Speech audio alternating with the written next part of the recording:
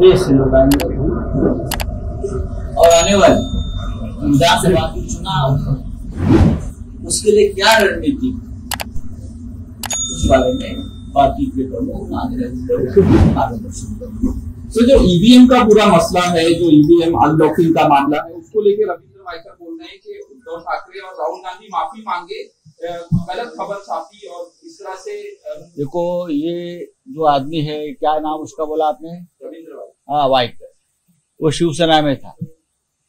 ये आदमी शिवसेना से 3-4 बार बीएमसी में standing committee chairman बन गया, ज्यादा एमएलए बन गया, मंत्री बन गया, सब कुछ हो गया। उद्धव जी के बहुत ही करीबी थे।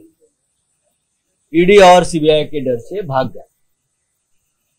हमारे जैसे लोग हैं, हम डरे नहीं, हम शिवसेना के, हम पार्टी में ही रुके, ना जेल को डरे ना कार्रवाई के डरे।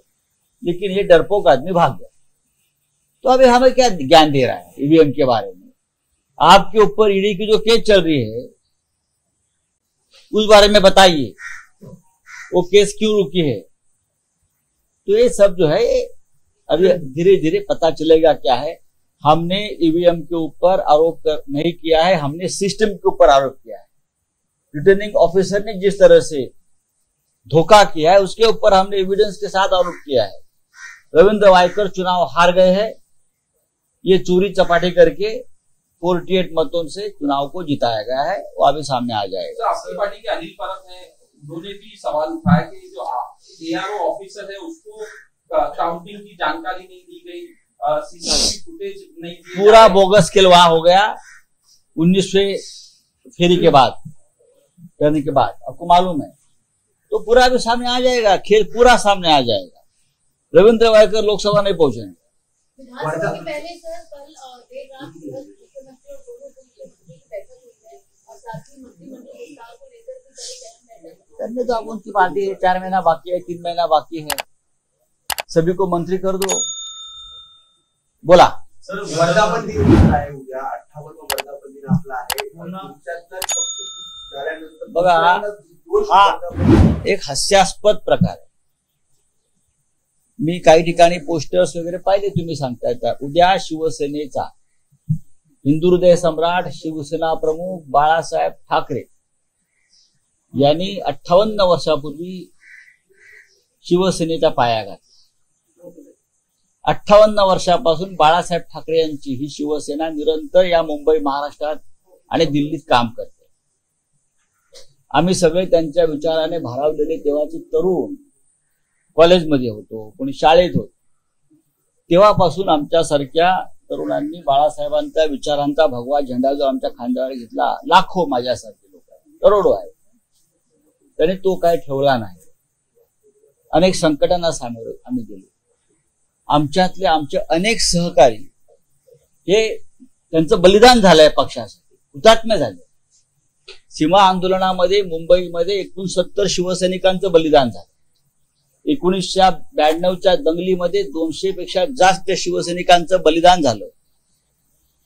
अनेकदा आमचे शिवसैनिक तुरुंगवास भोगला आम्ही सगळ्यांनी, पण आम्ही पक्षाशी इमान कायम ठेवलं। आणि म्हणून आज बाळासाहेब ठाकरे यांची शिवसेना उद्धव ठाकरे यांच्या नेतृत्वाखाली त्याच जोमानं पुढे जाते, गेलेली आहे। आणि आता कोणी जर म्हणत असेल की काही ते गट वगैरे तुमचे आहेत, काय त्यांचं नाव, हा शिंदे गट, बरं का, ते म्हणत असतील आमची शिवसेना खरी, त्यांनी स्वतःला आरशात पाहावं। बाळासाहेबांची शिवसेना स्थापन झाली तेव्हा ते कुठे होते, कोणत्या गोधडीत रांगत होते?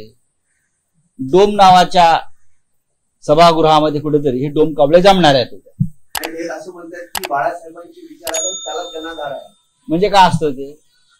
पैशाने मतं विकत घेणं, वायकरांसारख्या विजयाच्या चोऱ्या करणं, याला जनाधार म्हणत नाहीत। आणि आपला पक्ष जो गट आहे तो महाराष्ट्राची दुश्मनी करणाऱ्या मोदी शहांच्या चरणाशी ठेवणं, याला जनाधाराने विचारधारा म्हणत नाही। ते म्हणतात की वाघाने वाघासारखं राहावं, भगवं रक्त। बघा, लांडग्याने वाघाचं कातडं पांघरलं म्हणून तो वाघ होत नाही। हिंदू हृदय सम्राटांची शिवसेना, बरं का, ही उद्धव ठाकरे त्या शिवसेनेचं नेतृत्व करतायत। जिथे ठाकरे तिथे शिवसेना, हे मधून शिंदे मेंदू उपटले कुठून? उपटले कुठून? यांना हे जे उपटे आहेत त्यांना भाजपने आणलेलं आहे. हे जे महाराष्ट्राचे शत्रू आहेत, मराठी माणसाचे शत्रू आहेत, त्यांची कारस्थान आहे शिवसेना फोडणं. अशा प्रकारे हे महाराष्ट्रावरचं सगळ्यात मोठं आक्रमण आहे. मोगलानंतरचं हे सगळ्यात मोठं आक्रमण मोदी शहांनी केलं शिवसेना फोडण्याचं. त्याच्यामुळे हे जे कोण मिंदे शिंदे फिंदे कोण गट आहेत त्यांनी स्वतःला काही जरी समजले तरी या राज्याच्या 5-6 जागा जिंकल्या पैशाच्या ताकदीवर. म्हणजे विचारधारा आणि शिवसेना त्यांची होत नाही. नकली शब्द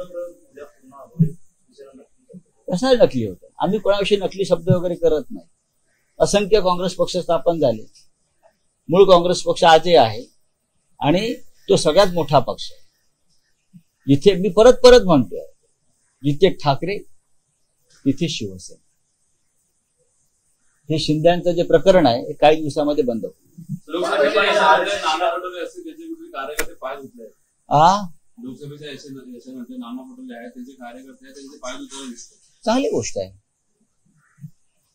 त्यांच्या कार्यकर्त्यांना असं वाटत असेल त्यांचे पाय धुवायला पाहिजे, धुवू द्या.